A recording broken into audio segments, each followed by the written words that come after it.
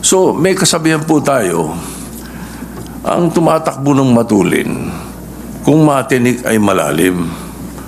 Kaya dapat siguro pag-isipan muna natin kung tama ba na bago magdesisyon ang Supreme Court, basta ibasura na natin ang kaso na ito. Unang-una po, Mr. President, gusto kong malaman, yung po bang mga kasong sinabi nyo, unanimous decisions po ba lahat? I am not sure about that. But one thing I can say is that if there is a mistake, unanimous decision could become a unanimous mistake. Wala pa pong nangyaring gano'n, Mr. President. At saka po tayo, pag nananakbo, ako po ay nakasapatos at saka sa kalsada kaya hindi po ako matitinik. Well, Mr. President, there's always a first time. Regardless of whether it's unanimous or not, unanimous decision does not bar an appeal or a reversal, Mr. President. That is one thing for sure. Now, secondly, where is the ball, Mr. President? Or meaning the impeachment case itself? Is it in the Senate or in the impeachment court? Didn't the impeachment court throw it back, remanded, returned to the House of Representatives? So what are we dismissing in the Senate kung wala sa atin ng kaso?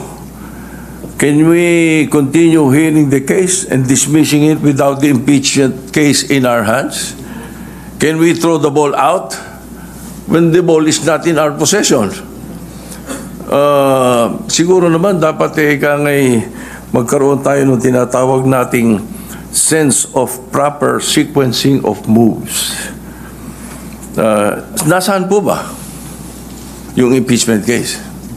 Mr. President, kanina po sa aking clarificatory statement, ang sabi ko nga po, yung ginawa pong initial proceedings noong 19th Congress Senate, yun po ay nangyari sa panahon po ng 19th Congress at lahat po yun ay naisantabi lahat sapagkat natapos nga po ang termino ng 19th Congress on June 30, 2024. Kaya po natin sinasabi, Mr. President, na dinidismiss na po natin ngayon sapagkat tayo po ang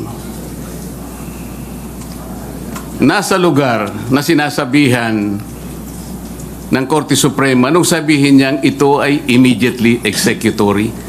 Sino pong mag-i-execute nun? Hindi naman po i-execute yun ng House of Representatives. Maliwanag naman po na tayo lamang ang tinakdaan ng kataas-tahasang hukuman na gumawa ng paraan para isantabi na po ang usaping ito sapagkat napagtibay nga nila na ito'y unconstitutional, void ab initio, at wala na po tayong jurisdiction para dito.